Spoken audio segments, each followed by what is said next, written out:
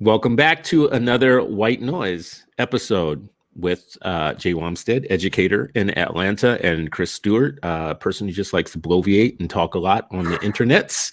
This is going to be yet another bloviating session with one of us. For one of us, the other one might say something kind of smart. So, Jay, what are we talking about today? What's our thing? We got so much to talk about. We were going to talk about nice white parents.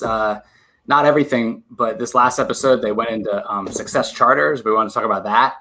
I had some questions I've got questions about Kamala Harris. I got questions about Ibram Kendi. I got questions about 8 Black Hands from last week. Like I got all kinds of stuff to the table. So, well, you lead, man, because this is white noise. This is supposed to be cutting through the noise and getting right to the heart of whiteness and white thinking. Wow. And it's supposed to educate me too. This is my opportunity. This is my white church. So let me be baptized in the white church here. So, all right. I don't know about all that. That was a little much. It's a lot. My question is this. So this week, very coincidentally, I'm rereading some old Malcolm Gladwell stuff. And he had written a chapter in his book Outliers way back in 2008 about Kip. I read this chapter probably for the first time in 12 years. And it kind of it hit me a certain kind of way, different than it did back then. It was just about this little girl and how she got up at 5:45 in the morning, and it was this all black and brown school at Kip in New York somewhere, and how she got up at 5:45 in the morning and took 2 buses and crossed town, and then took 2 buses home, and then did homework till 11. And in my reading of this story, Malcolm Gladwell was just over the moon about this. And he's like, this is all schools are giving her a chance, and she doesn't need nice football fields, and she doesn't need PhDs in her classroom, and she doesn't need new science equipment. She just needs a chance to prove her brilliance. And by all accounts, this girl is brilliant, or probably was, or is, whatever. But something about that narrative of just all we can offer a black child is hustle. And then we can praise them for their hustle, but we can't offer them good classrooms in their own neighborhoods. We can't offer them da da da da. And that really got to me. And then I listened to Nice White Parents the next day, completely randomly, and they were in Success Charter, which I know a little less about than Kip, because obviously we don't have success down here. We have a lot of Kip, and it just kind of hit me the same kind of way of this. We can systematize and offer these black and brown children this very regimented, intense education, and they will succeed. All right. Almost guaranteed they will succeed, but at what cost? And so that's my question I want to put back to you, Chris. At what cost is this kind of education for these children? I've never taught in a KIP or a success. I've known students that have bounced back and forth to KIP, but so I'm just asking you, what do you think about this? How did you feel watching Nice White Parents? Listen, this last episode, listening to it about, first of all, because I had prejudice, I expected something totally different, right? I know you expected to hate it.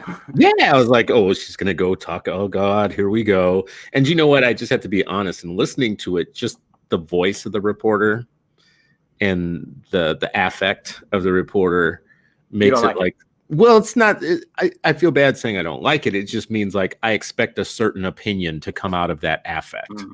Right. And I got a part of that opinion that I expected. Oh, my God, it's a charter school. I've always been suspicious of charter schools, and they do this and they do that. And then she turned the corner a little bit. She started talking about some other stuff but, they're stably integrated. And it's weird because the white parents in this building in the Success Charter School don't get all this power that they have elsewhere. Yeah, I thought that was the first time I've ever heard anybody who hasn't been to a charter school acknowledge the fact that Success Charter Schools do have actually some wealthy people going to them, actually choosing to go to them.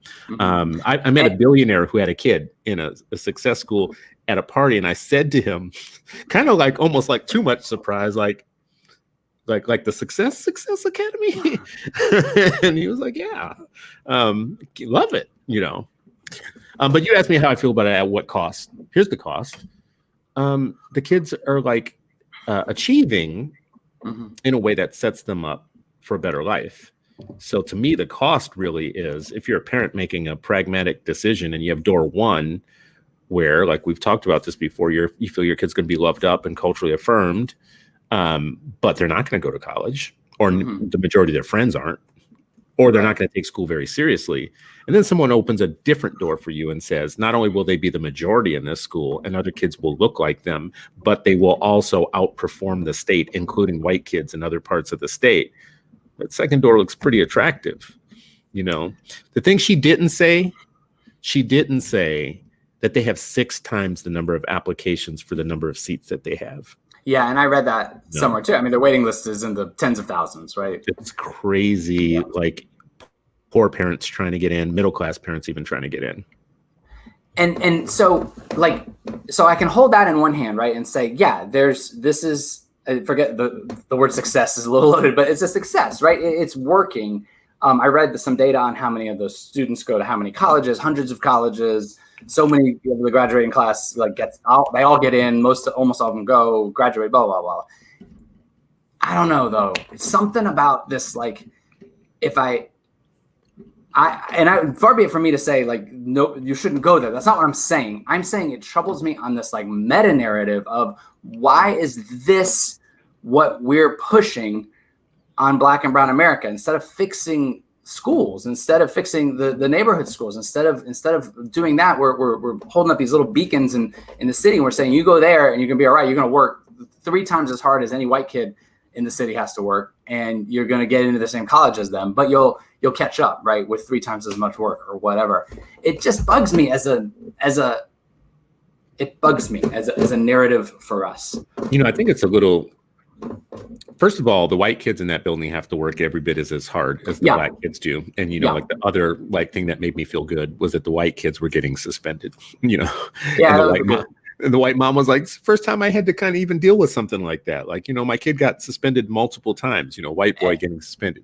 And the reporter was stunned, right? And she went to like some professor she knows, and the professor was stunned also. Like, they were like, well, that's equality. You got white kids getting suspended.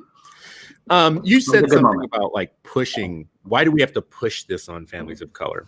Yeah, maybe that's. And I go right back to, why are they choosing it? Well, how about this? Let me change my word. Why is this the best that we can offer? Why is this the best that we can offer? That your child can't have a building. Can I read you the Malcolm Gladwell quote that really Okay. I don't know if this is a real name or a pseudonym, but he's talking about a girl named Marita. And I'm telling you, this girl that he describes her day, gets up at 5:45, goes to bed at 11, and just works or rides a bus all day, every day, 5 days a week. She's 12 years old. And Gladwell says this, and something about this just really like had some underpinning racist BS to me. Gladwell says, Marita, that's her name. Marita doesn't need a brand new school with acres of playing fields or gleaming facilities. She doesn't need a laptop, a smaller class, a teacher with a PhD, or a bigger apartment. All those things would be nice, but they missed the point. Marita just needed a chance. Someone brought a little bit of ethic to the South Bronx and explained to her the miracle of meaningful work. And I don't know, Chris, like that's just, and I'm pulling it out of the piece, but it's the last sentence in the piece. It's his summary. Like, Marita doesn't need all these good things. She doesn't need a computer. She doesn't need smaller classes. She doesn't need good teachers. She just needs to work hard. That is what Malcolm Gladwell says. If she works hard, racism's fixed. I don't know. Racism is over. I mean, this is why, see, I'm a broken record. I'll keep going back to what parents pick, right? Yeah. Because there will be some parents that want a more disciplined, hardworking military type school. There will be some that want a more Montessori type school. Mm-hmm. There will be some that don't think the Montessori method is good for our particular kind of kids. Maybe that's for some other kids that don't need structure. And I don't want to ever have to settle those bets with anybody, because I feel like those are arguments that'll go on forever. I feel like not even with my kids, I can't even say that singularly. With each individual one of my kids, there might be a situation that's optimal for one and isn't for the other. Yeah. So these strict schools, the schools that have strict discipline where they all walk, and by the way, my kids at their regular traditional school walk in a line. Like I have to remind people that, like, they always talk about this like as a charter school, and then, you know, all the other, you know, public schools are just, you know, kind of Disneyland. No, and they're not. in the podcast, the middle schoolers were like making fun of the Yeah. white middle schoolers were making fun of the black and brown like elementary schools, not in a racist way, but they were making fun of them for doing that bubble thing with their pufferfish thing. cheeks. Yeah. Yeah, but my kids do that. My little white children do that at their local elementary school. Like they walk around with a little, they call it a bubble. Like, yeah. because In our school, white kids do it, and Somali kids do it, and Yeah. Latino kids do it, and Asian, everybody does it. And partially it's because when you have to move a large number of kids up through a building at the same time, and you have too many kids for lunch and those things, you know, you get real efficient about how you move them around, right? Anyways, so I always have to go back to, I get your point. Your point is, why does it seem like everything's so punitive and retributive when we talk about black kids? Like, why do they need the harsh environment? Why do they need an overly policed environment? I think she even said something like policing their black bodies in the podcast, you know? Yeah. My point is not that we should shut these schools down. That is not my point. Yeah. My point is not you shouldn't go there, or I wouldn't go there. I wouldn't want a kid. My point is just, if the Gladwell piece plus the nice white parents just had a little bit of like it was just felt like this ode to these punitive schools. Like this is the solution. It's almost how I felt like they were saying this is the solution, and this can't be the only solution to our problem. I would love to see. Well, I don't think anything that we're going to mention is going to be a solution to racism. I think white people are the only solution to racism, right? Yeah. So I think a private meeting of all white people on a Tuesday night, you know, over good beers could end racism. But I don't think a kind of school can. I don't think a charter can. I don't think a Montessori school can. The white people, we all disagree on the beer. That's the problem. Like, we tried that meeting. That's the problem. You guys would be drinking all different beers. Yeah, and I mean, start arguing. To be very honest with you, like, I have free range kids. So, I mean, as much as I advocate for a kind of school that I would never put my kid in, it's not because I want to be hypocritical about it. It's because I realize for me to have what I want, I have to allow you to have what you want, right? So if I infringe on what you want, then you're going to come for me on what I want. So we need to have a deal with each other. Like, listen, I would never put my kid in that kind of school that you have right there. I wouldn't do it, but I'll fight for your right to do it, right? And when you tell me that like 18,000 people are applying for only 3,000 seats, I have to believe something is worth having there. The other thing that I think you might be sidestepping too is like KIPP was founded on a black educators methodology. And black schools, all black schools with black educators that weren't part of the traditional systems, or even many that were part of the traditional systems, were more strict than they were lenient. I'll give you, you know, I'll have to say to you, I don't remember a whole bunch of like soft pedaling from black teachers in public schools, right? You know? Yes, I worked with mostly black teachers for 15 years now, and the six. I'm not gonna say that there's some strictness like that. We'll just say that. Yeah, that might be different. Well, and honestly, that they could probably get away that white teachers can't get away with sometimes. Yes. Because it's more familial. You know, it's not like an other. They're not othered to the kid when they do it. But I mean, honestly, I think your question might be even that right there too. Is like, you know, maybe there are schools because she mentions that the teachers at Success, for instance, are all white, young white. I forgot how she describes them. They're all young white women not far out of college who wear ballet shoes or something like that. Sundresses and ballet shoes. I was like, well, damn, I didn't know all that. That was like pretty observant for a journalist. But I can see where it would feel weird to be overly punitive if that was your profile, if that's who your teachers are. Yeah, and that's optics, I guess. I mean, I've never walked into a KIPP. I've never walked into a Success. Like I said, I've taught students that have gone back and forth, and I've had kids come over from KIPP in the middle of the year that just couldn't handle it, like emotionally, not like in an abusive way, just there's too much structure and order, and they came over and did great with a little looserness. Looseness, that's not a word. But there is something optical about, like, you could just hear those white women in that podcast, like just talking to their students and all these and black children just like parroting after them. I don't know, something. Well, what is so? I hadn't read this yet. I knew this happened, but I read the founder of KIPP or whatever. He like put out this statement after George Floyd. Did you read this at the time? It was a couple. Yeah, it became months. a problem. Yeah, it became a problem among school reformers. Yeah, I mean, I'm going to read what he part of his sentence, part of his statement. It was like, I guess a week after or so, when incidentally, Eva Moskowitz was like being quiet, right? And in her own like issue, Eva Moskowitz from Success. So Dan Levin from KIPP like releases this statement. In part, it says, "It is clear that I and others came up short in fully acknowledging the ways in which the school and organizational culture we built and how some of our practices perpetuated white supremacy and anti-Blackness." So I don't know, that really, that struck me as self-aware, I guess. I don't know where he goes from there or what he does from there. I mean, I guess they're going to make serious changes to internal practices. Yeah. And when I first read that, I thought, oh God, here we go. Like, there was a big fight between conservatives and white liberals and conservatives in education and in the field who were arguing about his slogan, whether or not he should have changed it. Mm-hmm. So the slogan is "Work hard, be nice." Yeah. That's kind of their slogan at KIPP. And the conservatives just came for him. They just came for him like, oh my God, he's going to start teaching the kids that being nice and working hard doesn't matter, and that merit doesn't matter. And, blah, blah, blah. And my response to that was like, first of all, it's a slogan.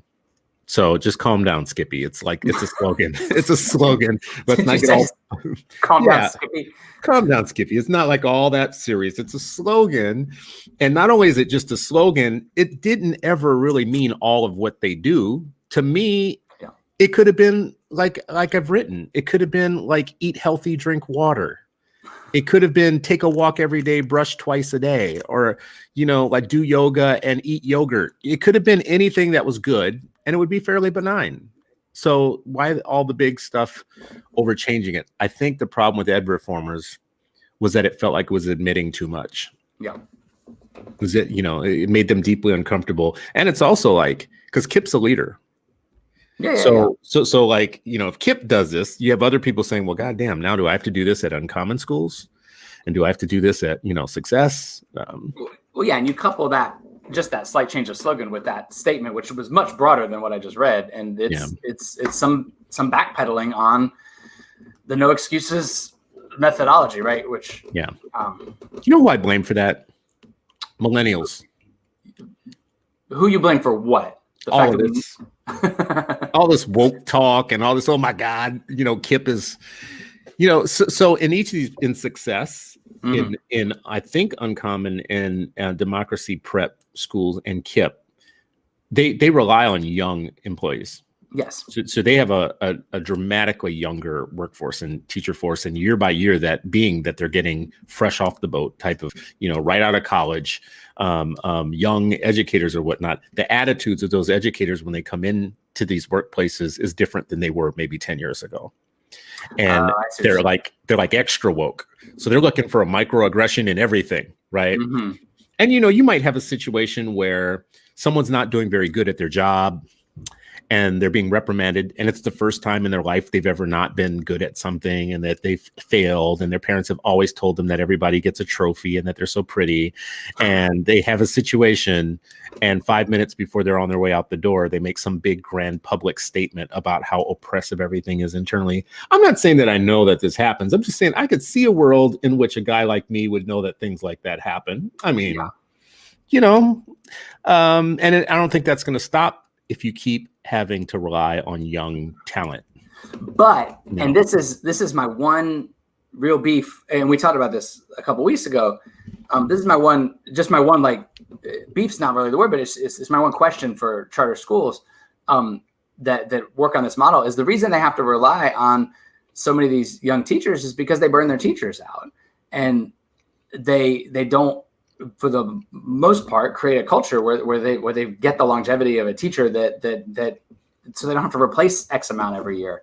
And that works fine in small things. It's not scalable. We talked last time about how scalability is not the end all be all, and it's not. And there's 40 Success schools in New York and they're doing good work, like good, right?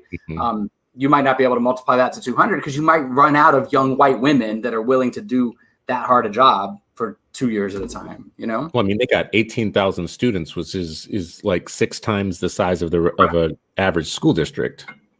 Yeah, so, and they've got a wait list a mile long, so they could be opening more schools if they could staff up. Now, well, if they wanted to like get out of just New York too, that's the other thing. It's like, I've said this about them. They're so New York centric. Thing about KIPP is KIPP can open anywhere. You know, success has to be so New York-ish. They're just all about New York. Yeah, which is why I don't know much. I mean, I know a little bit about it, but mostly I know about KIPP. Yeah, that model though that you're talking about, I once had a charter leader tell me that was purposeful. Oh, please say more. So go. Yeah, so one of the best charter leaders that I know who had a school that was like 90% poverty and almost that same percent like proficient and doing well, with a high population too of English as second language learners. His model was predicated on 2 to 3 year teachers, meaning he would have them 2 to 3 years. And this is my guess. My guess is that if your system works or think your system works, you want new teachers in because they're younger and energetic and they can just plug into the system and go, right? And you don't need the experience of someone that's been around 5 or 10 years and has a more intuition for the classroom because you're just running a set playbook every day. That's my gut answer. So you go. So some of the things that he told me from a management perspective, number one, the analogy of like, not everybody is meant to work in an emergency room. And when you have kids that are 3 and 4 grade levels behind, that's not a family practitioner. You don't need the teacher who's a veteran, who's used to having 80 different rules of when she can work and when she can't work and what she can do and what she won't do and all that type of stuff. And he was very explicit about it. There have been times where we had teachers come from the district who really wanted the opportunity to work here and blah, blah, blah. And it took them all of like a week to figure out they were going to have to work harder than they've ever worked in their lives. And it's their right to say, I don't want to do that. Yeah, it's a right to absolutely be like, I could never do this. I don't want. But I mean, his thing was kind of like the direct instruction you and I conversation we had before. Number one, he had a model kind of like Success Academy where things were already thought out. And you need to plug in a person who's not going to want to change everything about everything because it was a method. There was like a method. There was an educational philosophy. You had to just sign on with it and go with it. Right. And, you know, by the time teachers get to the point of seeing how much work it is, first of all, you know, you might need to be a little bit younger to be able to keep up with the pace of what they were doing because it was hard work, long hours and hard work, right? And then, by the way, you know, the district, when they would leave his school, the district would get pretty well tested, battle-tested teachers who could come into the district from his school. And the district loved poaching his teachers after about 3 years. Yeah, they'd do 3 years at his school. But that was his rationale. His rationale was, we have a method. We know how to teach. It's almost like something that teachers would hate in terms of like, you know, teacher proofing a classroom and a curriculum, you know, scripted curriculum, all things I've heard teachers say they hate. Well, it's why sports teams like sometimes just fire sale everyone and start over because they can rebuild and coach younger people to do the system they want instead of getting these people with all these habits that are built up over years from other systems that come in and conflict. And every teacher knows that experience of all of a sudden being on a team with someone from a different district and they are just so different and they might be a great teacher in their own way, but you spent all year like trying to figure out each other because you're running totally different systems. I mean, and you know, man, if you're going to teach kids that are well behind, and your goal is to catch them up, I can't see how that could be a normal teacher or normal effort or a normal set of hours, like the regular set. The thing that you do for everybody else, for the middle class kids, you'd have to be a miracle worker to make it work in the same amount of time with the exact same effort that you use for kids that aren't behind. Yeah. I mean, yes. I mean, routinely in my career, I've taught 10th grade math and my class has been at an average of like 7th grade, you know, ability or, you know, ability tested or whatever. I mean, the thought that we're going to get that done in an hour and a half every other day, which is what I had for them. We were on an AV block. Like it's a farce. It's you need extra hours. You need Saturdays. You need all the things that KIPP and Success and the other charters can do. So you're right. Let me ask you this though. Yeah. Oh, you did. No, go ahead. So I ended up down this rabbit trail. I was reading about success, and I read about Dan Levin, and I got back to Eva Moskowitz, and then I ended up like clicking, and somewhere I found a link that said, success has routinely the best test scores in the district. And I clicked on it, and then inside that I clicked on something else, and I ended up at a Ibram Kendi article from 4 years ago, and I really, really, really wanted to talk to you about it. Did you read it? Yeah, I did. Okay. I kind of torched it, but go ahead. Okay, no, I know you hated it. But I want to. I'm just going to read the headline for anybody out there, and then I just really want to know what you think about this. But it was and he wrote about this and how to be anti-racist, and I remember at the time like kind of struggling with it, and then I gave the book to my wife, and my wife read it, and she kind of struggled with it. It's a anti-standardized testing argument. And the tagline of the article was, standardized tests have become the most effective racist weapon ever devised to objectively degrade Black minds and legally exclude their bodies. And I'm going to say that again because I'm a teacher. Standardized tests have become the most effective racist weapon ever devised to objectively degrade Black minds and legally exclude their bodies. Yeah, why the academic achievement gap is a racist idea. And so he made an argument in this piece about, and I've heard him make the argument before, I've read it before, about how the achievement gap as the mere construct of it, the mere mention of it is a racist idea.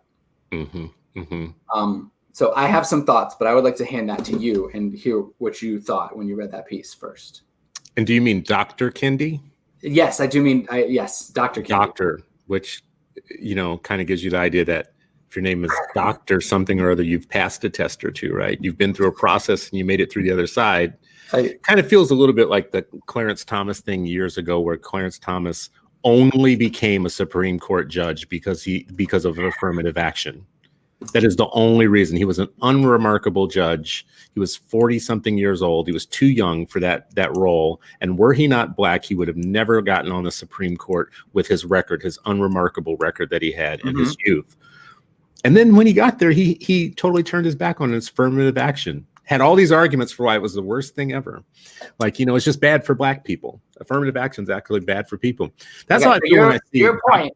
Your point. And just to be clear, we made it to minute 27 before you knocked on the PhDs. It didn't take long, did it? And you didn't say the word union, but a few minutes ago you knocked on the unions too. Did I? Yeah, you did. Did I get to the unions yet? Maybe. It was up there. I could hear it. All right. Right. So your point is, Dr. Kendi has benefited very much from the system that brought him his college degree and PhD, and now it's gotten. Well, I mean, like him, and I had this conversation with Ivory Tolson, who I really, really respect a lot. It's just like I hear this come out of people who have had to pass a lot of tests. And like one of the, becoming a PhD may not require a standardized test for everybody because it depends on what you're getting your PhD in. You could totally get around standardized tests to get there. You still do have to pass some pretty rigorous processes, one way or the other. You have to be good at school. Like one way or the other, you got to be good at school. Yeah. And they don't say, well, the academy is the most racist institution ever, which it quite possibly could be if you look at the history of the academy. Sure. They don't say that. So because of that, we need to get rid of, whatever it takes to become a PhD. Anyways, his thing, let's not make this about, now, don't let me make this about him as a PhD. Yeah, let's make this about this notion. Let's just make it about his really shoddy, raggedy, embarrassing scholarship. Okay. Because the scholarship of this article is horrible. It's terrible. Okay, but let's throw some bones here. The history of IQ and standardized testing is buried in racism and eugenics and that whole Galton movement and the Lewis Terman and everything. So that's not true. That's just simply not true. All right, go. That's simply, standardized testing goes back 3,000 years, started in China, right? And it was a way of deciding who was going to become what. Like who would make it to certain statuses in life and do certain jobs. And everything, including the civil service exams, were based on this idea that it could be a weapon for merit. Like every other history of anything, if you wanted to kill anything, you can find a racist history to it. So if I don't like that shirt that you're wearing, I could find a racist history of where the cotton came from to make that shirt, right? And I can tell you that we should all go shirtless because it's got a racist history to it. The problem when you talk about something like standardized testing is which history, and the difference between an IQ test, a formative assessment, a summative assessment, a cognitive test, a ability test, achievement test. These are different types of tests. Okay, so he does a good job of conflating them all into the racist one. So let's sort them out real quick. So I'll give you China because I believe you. But in America, as massive social instrument, we're going back to the early 1900s to Terman and Galton and the eugenics, and then there's somebody else I can't remember their name, but and we're talking about the formation of the IQ test, which led really fast to the SAT, which was originally used to sort out Army recruits, right? So if you put the IQ test and the SAT in one side, the IQ is definitely like over here, like who knows what that's mired in, like definitely like social constructed mess. And over here, I'll give you like formative assessment. Like this is an algebra test. Like there might be an occasional like racist question on there on accident, but they usually weed those out. Honestly, they try their best. I think in the middle is the SAT though. I think the SAT is not really a formative, but it's not as bad as an IQ test, but it's somewhere here in terms of like a mess. So go back. So I mean, and this is the conversation he should be having if he wanted to make the public smarter. He should be talking about the types of tests and what they actually measure. So one of the first problems is saying that because something was one way 150 years ago, that it's the exact same thing that we have today. So Henry Ford was an anti-Semite. So today's Ford cars are anti-Semitic, right? Today's Ford Taurus couldn't be more different than the Model A from years and years and years ago. To talk about them as the same thing would be abusing your audience. It would be wrong because of course things aren't static. The SAT that we have today is not the IQ test of the eugenics movement. There's just no rational argument for that. The things don't connect. They don't even make sense unless you're trying to on purpose play with people's ignorance and make a point that you want to make, a political point. He wants to prove that standardized testing is bad.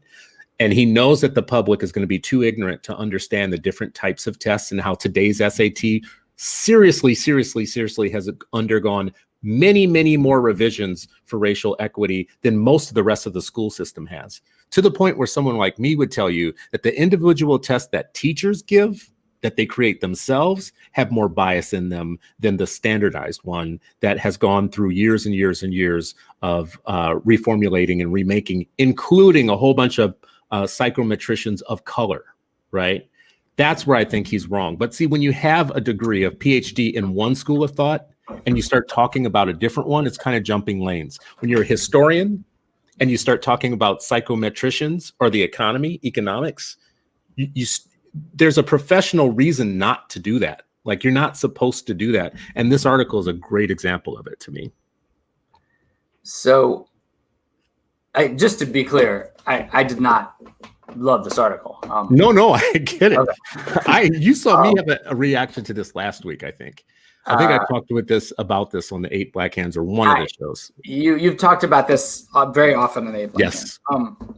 Because I remember, so like where this starts for me is back in the spring when the pandemic first hit and they canceled state tests, and you guys were really down on that. As a teacher, I was really like up on that because the thought that we were, and this is before they canceled the rest of the school year even, they just like the thought that we were going to like be dealing with standardized testing and putting our kids through that pressure and then like getting this data that was going to like bounce back on us in a punitive way, like all from home over Zoom when we could barely get kids to check in. Like that was really was a hard thing to think about as a teacher. But I did see where y'all were coming from. It was one of the first times, or for me, I got where y'all were coming from. That like, well, without the measurement, like what do we do next year, right? And I get that.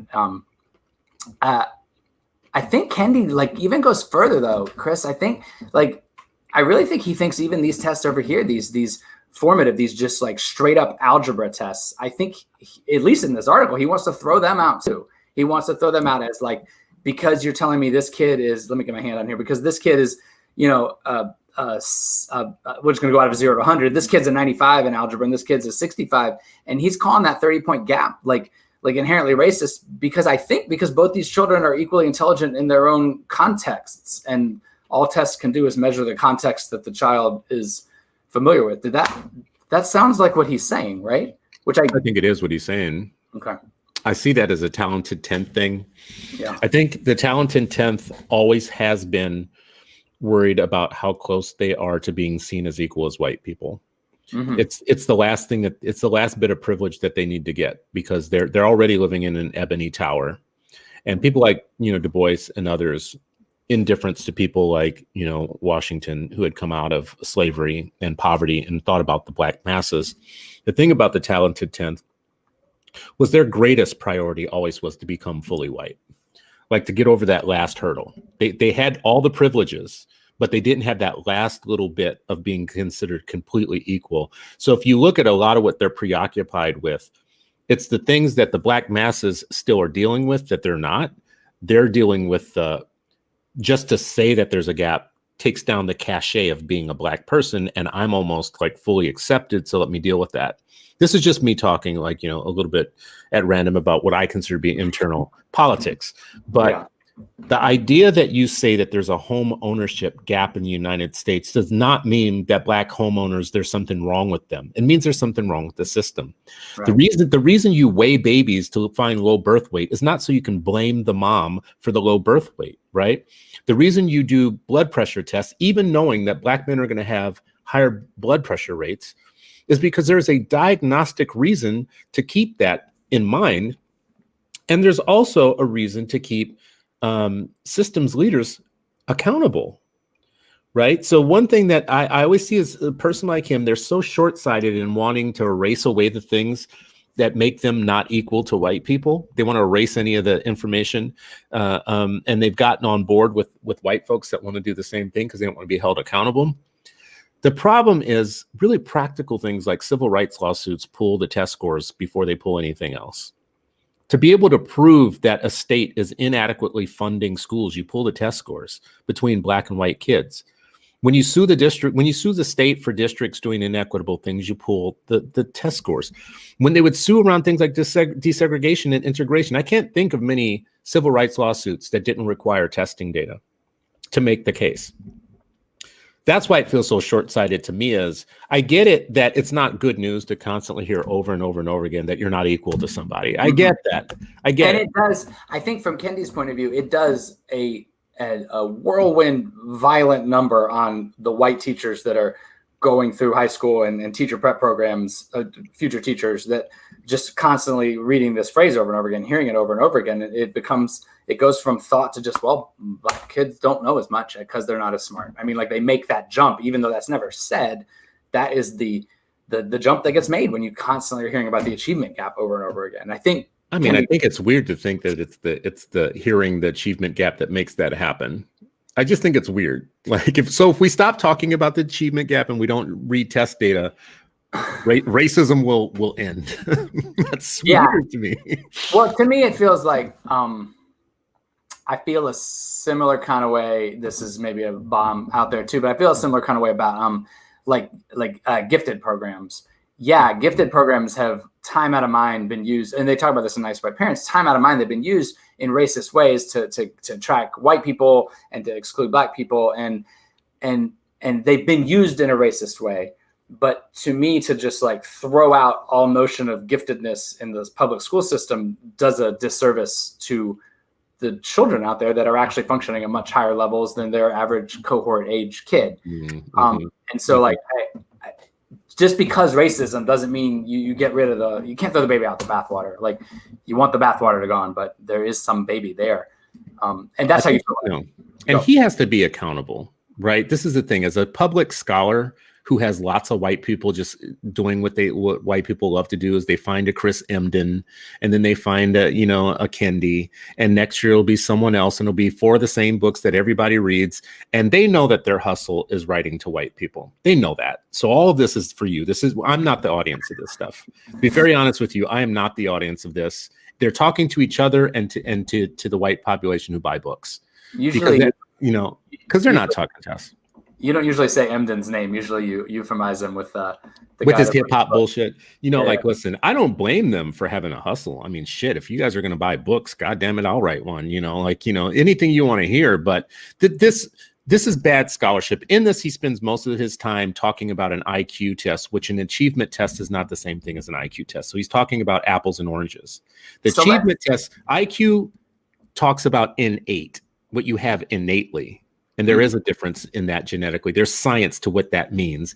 And that is different than something that is judging how much of content you have mastered, which it doesn't matter whether it's innate or not. It's your ability. So achievement tests are different. So he's spending this entire article talking about apples and oranges.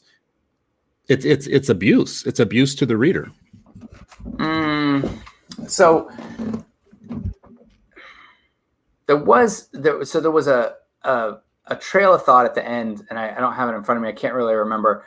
But it was a line, something like, if you find it, you could read it. And it said something like, and it was in reference to not just, I think in reference to IQ tests and SATs. And I think also to some of the bullshit that happens in algebra, where they give you these bonkers questions that have no basis in reality, just because it's fun to play around with them. But he said something like the playing intellectual games has always been the provenance of the moneyed elite, period. Those of us who don't have the opportunity to play games with logic and theory are stuck on the short side of the testing gap. Does that make sense? And that there was something really compelling to me about that. Is that it's always been the provenance of the moneyed elite to sit around and work algebra problems that don't have any real life reality, or to the LSAT has no relation to the law, right? It's all these I don't know that, but there's all these logic sections and games on there, right? That are testing some part of your brain for people that have had the time to learn how to play those logic games, right? What's interesting about that, Dr. Wamsted, I forgot about this. I forgot you're a doctor. Damn it.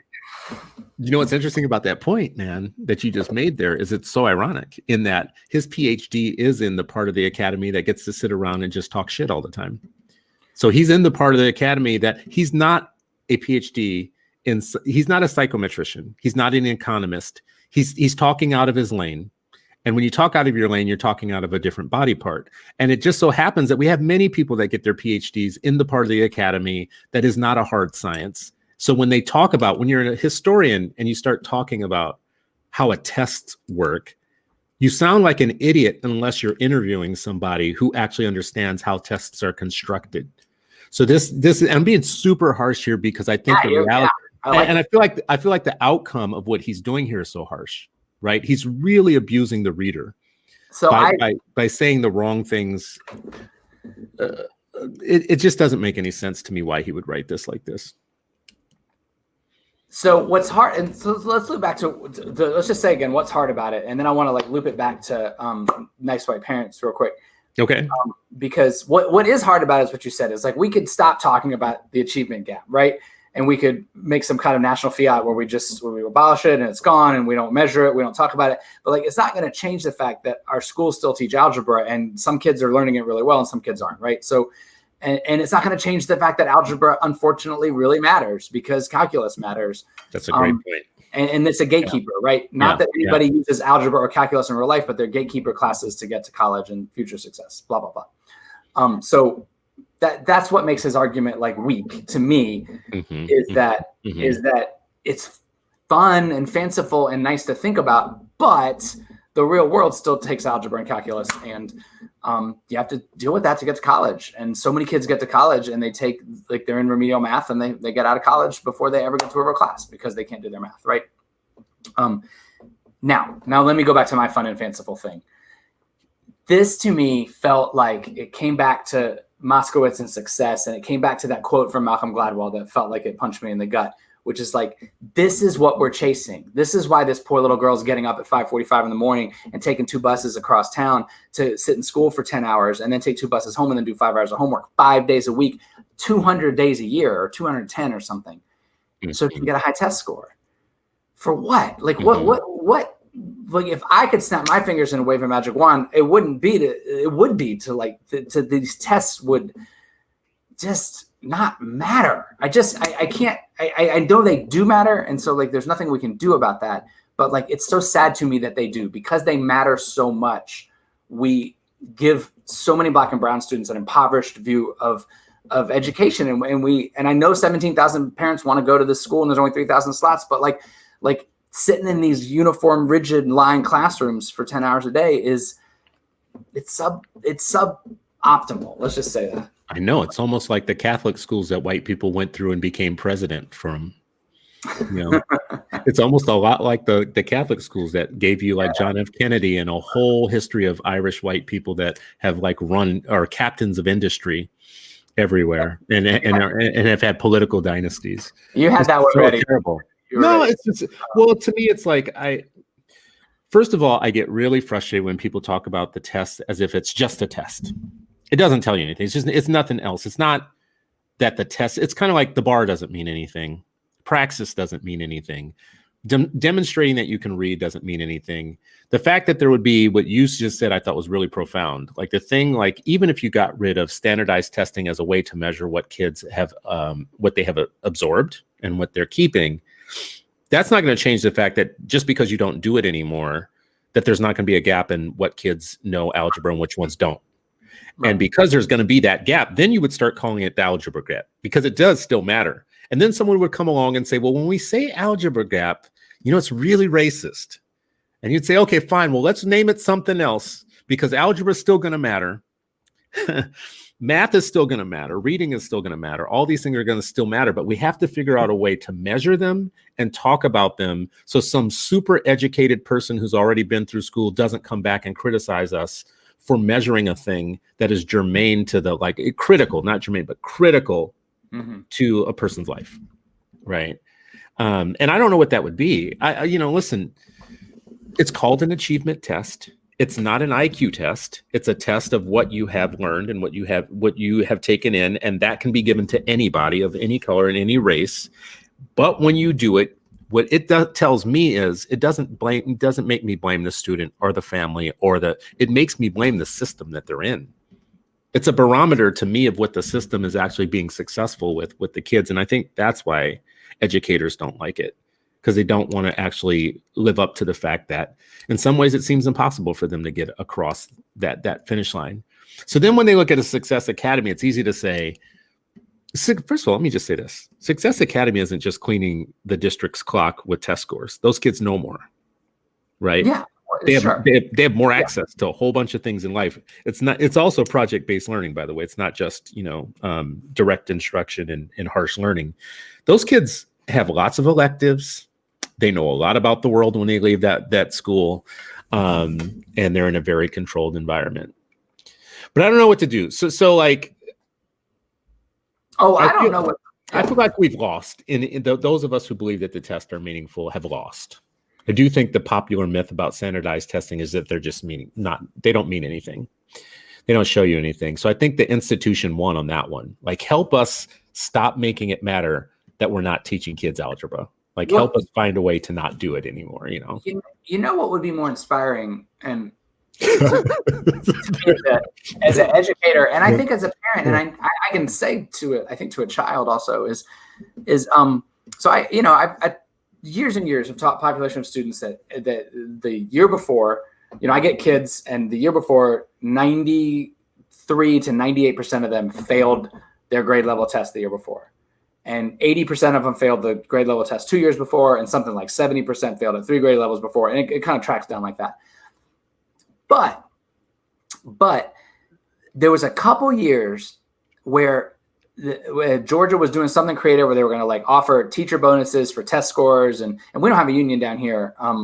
So I don't know who negotiated all this, but the way they negotiated is they had this really like complicated but mathematically sound way that they were going to measure the growth of the student. Instead of talking about how many students passed or failed, it's about, well, if 90% of my kids come in at X and I move, 50% of them up to here and 60% of them get to here and da da da da. It was very complicated. It was mathematically really good formula.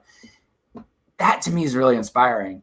To talk about what can a teacher do with a student over the course of a year, and then for that kid too, instead of just getting that red X on their score report, which they get at the end of every year, it's like you failed all your tests again. They get you moved from a 3 to a 5 or what. I don't know how they're going to like reframe the scoring, but to really talk about growth to the student and the teacher would be really inspiring. The PhDs talk about it in the School of Ed, like that. They know they're measuring it, they're doing studies on it, but it's not being pushed out to the districts and to the teachers and to the students. They don't ever know they've grown. They just know they failed this year and they know they failed the next year, and like they're not getting that mathematically solid measure of growth that the ed professors are seeing. So that would inspire me. So in my state, we get both. So it's really helpful for us, and our teachers talk to us about it too. By the way, they sit you down with a phone. You can understand it. That's the other thing I'm asking. Like, the number is like explicable. And well, we've had to push the state at times. This started, I want to say, maybe like 10 years ago.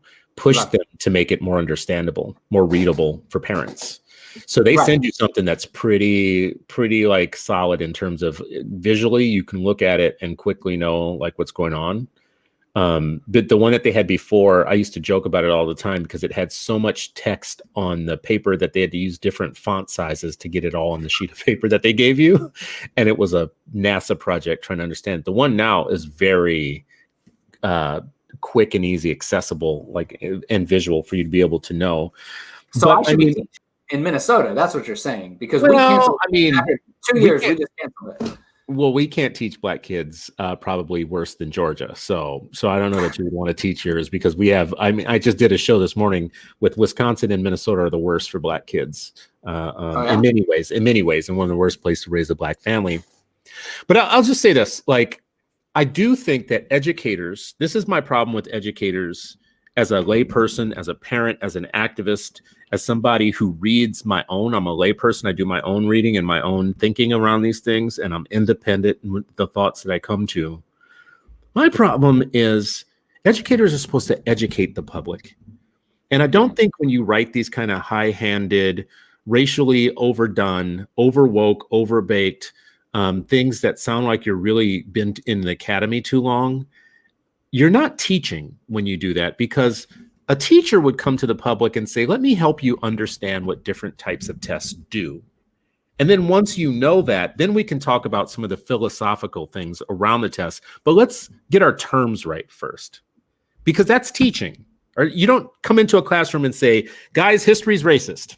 So now you know everything you need to know about history, right?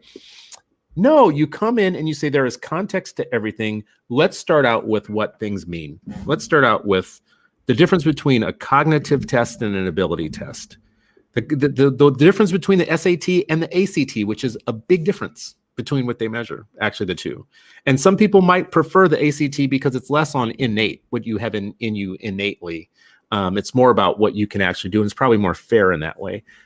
That's all I'm saying. Like, I'm burning the guy down specifically because I expect more of a scholar, especially a public scholar.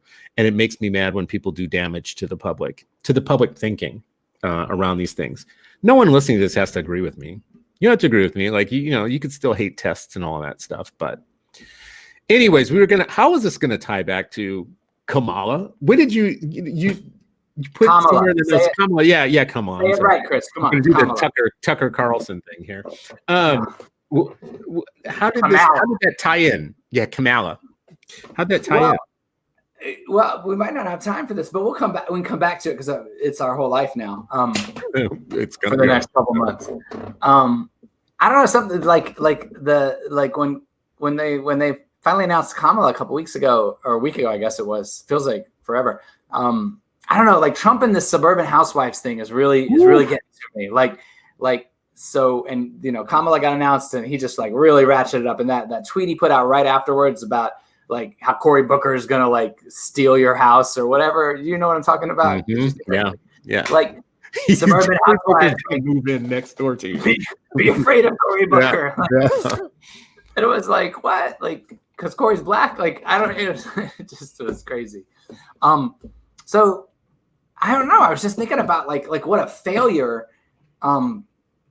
How it seems like Trump should be failing with these suburban housewives, and yet, by any indication, he'll carry the suburban housewives. He'll carry the white women vote, right? I mean, like, there's almost zero chance that he doesn't. I haven't looked at data today, but I know he was carrying it heftily 3 days ago. So I don't know. There's something mixed up there with nice white parents to me too, because I think I think so many of these white women, like, they vote for Trump like this, and they don't like him. They don't like it. They're nice. They're nice white women, and they still like.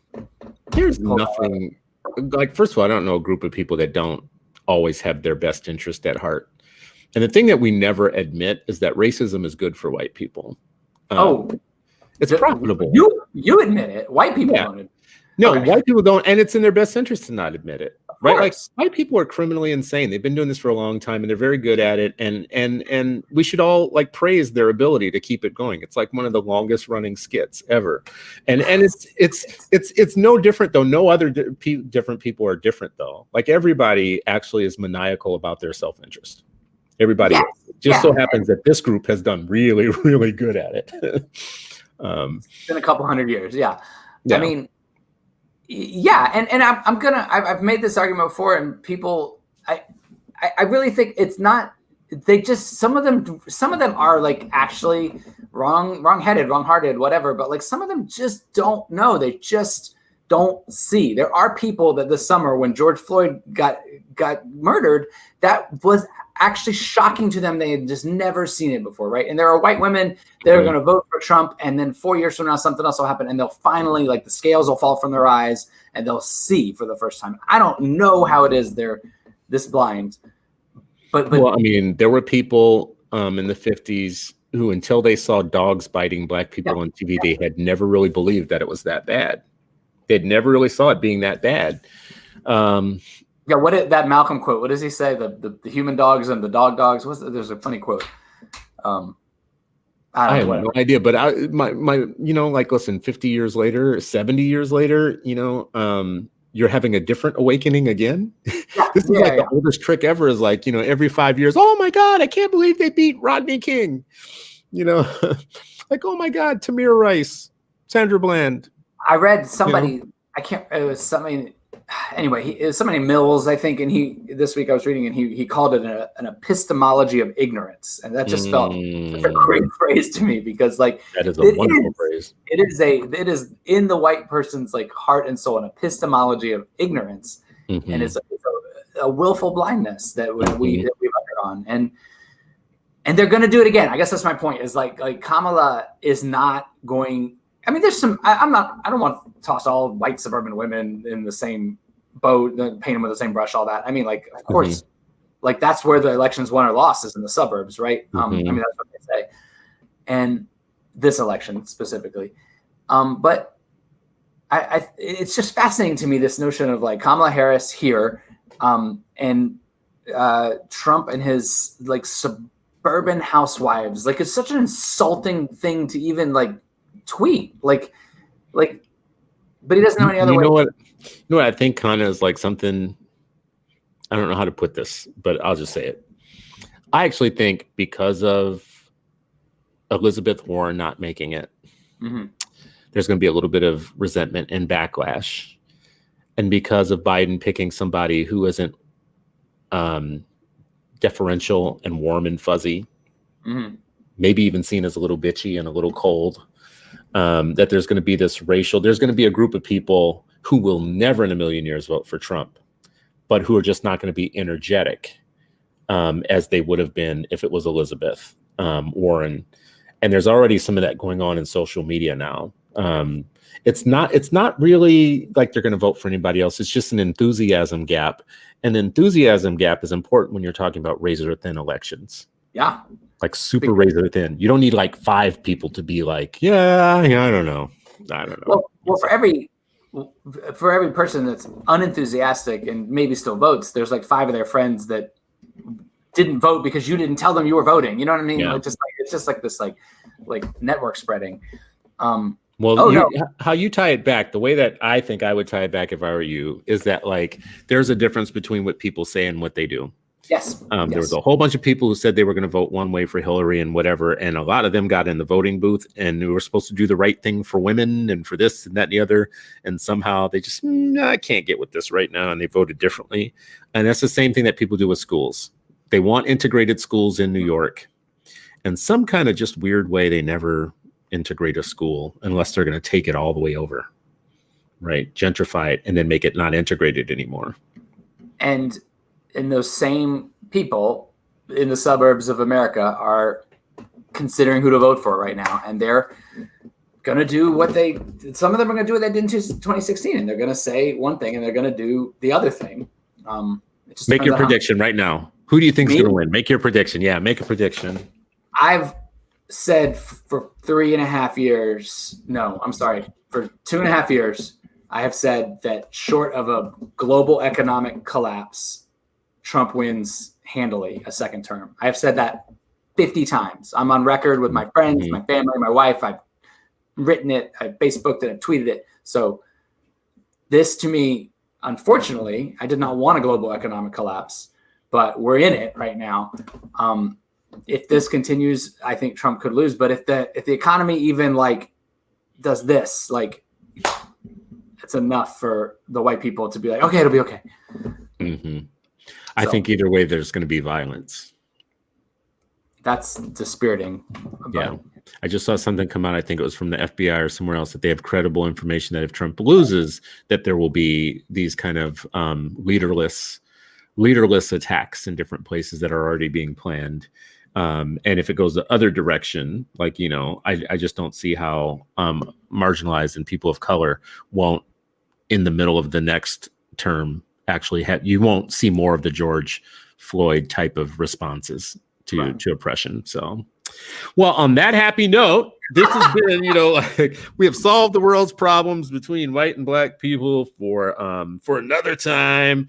How do you wrap this up, man? What do you like? So we talked about the Success Academy parts of nice white parents, and we talked a little bit about standardized testing and the Kendi article that I think is really, really not written for me or my audience. It's written to the same people who read his books. So where do you land on all this? So this is my closing thought: is tests are used in racist ways. Oftentimes, just like gifted programs are used in racist ways, just like school discipline is used in racist ways. But to abolish tests or abolish gifted programs or to abolish school discipline is just leaves you with, I don't think that's, we can talk more about it. It's not a practical way to run a building full of thousands of teenagers. And to figure out what they know and to give them the best education. Is part of why we test them, is to figure out if they are behind and we can help them and we can teach them differently. However, they're all used in racist ways. We've got to figure out how to deal with this root of this school system that is at its core historically racist and it's staved by millions of white people that need re-education. That's a big re-education sounds bad. It's not bad. It's a good thing. It almost sounds like communist, like, you have been scheduled for re-education. Enlightenment, that sounds bad too. I'll come up with it. That's where I'm landing. Like there's a lot of, like, to me, like Success Academy, like I wish Success Academy didn't have to exist, I guess. And I never said that to you tonight, but I'm saying it now. I get why it does exist, and I think it should continue to exist. I wish it didn't have to. I wish we had a system that could give little Marita, Malcolm Gladwell's girl, a wonderful school like down the street from her house. I wish everybody had that chance, the way most white kids do. I wish we could do that for all the black and brown children. Now, that is a different conversations. So we'll come Well, and I'll say this: the fact that you have white parents that actually opted in and chose the school that you have, the school model at Success Academy, should say a lot right there. Yeah. I mean, not all white kids have a good school down the block. They have schools that look like them, and sometimes they think they're better than they actually are. Yeah. And they're really pretty mediocre. That's like one of the dirty secrets of public education, is that many of the white schools that are very well under control, that have no violence or nothing going on in them or blah, blah, blah, are pretty damn mediocre. And they turn out pretty mediocre kids who do okay, who do all right in life. But they're living a lot on their skin privilege rather than what they learned in their schools. And for that reason, there's an inflated sense of how good those schools actually are. I think really savvy white parents who want their kids to go to Harvard or want their kids to take over the world know the difference between those mediocre white schools and the white schools that are actually like going to make things happen. But so where I land with it is, I just have to always go back to smart people are going to continue arguing about all of these things. And if parents think that they're going to wait around for one person to win the argument on which type of school is better, what pedagogy is better, what form of assessment is better, I just don't see it as happening anytime soon. So parents have to just become savvy about like finding for themselves what's optimal for their kid. If it's a strict school, like I would never say I don't think that. I wish that Success Academy didn't have to exist, because that feels to me a little bit like saying, you know, I wish magnet schools didn't have to exist. You know, I wish Catholic schools didn't have to exist. You know, I wish that Montessori schools didn't have to exist. I wish every kid could have a multi-grade classroom, you know. It's for some kids and it's not for others, right? You know, I wish West Point didn't exist, like a military school. People know I'm not a big fan of the military stuff, you know. But I get when people want their kid to go to these military schools, why, you know, and put on that uniform and do that stuff. But anyways, this is helpful for me. Gets me to exercise some of the thinking from your side of the fence. And next time, Chris, you've gotten away with this past couple times. We're gonna talk about white tears, because I've been wanting to talk about it for a while. And you, at several Black Hands in a row, you've talked about the crying Karens in the classroom. So I really want to. I want to talk about that. Not tonight. About to say that'll get me in trouble. So we got to do it. All right. Well, if you've been listening to this and you've been watching, you kind of got what's going to be on, I think, the next agenda a little bit. We'll have to talk about Karens in the classroom and the crying Karens in the classroom, and we'll see how long I exist after that, because that's a great way to get canceled. But thank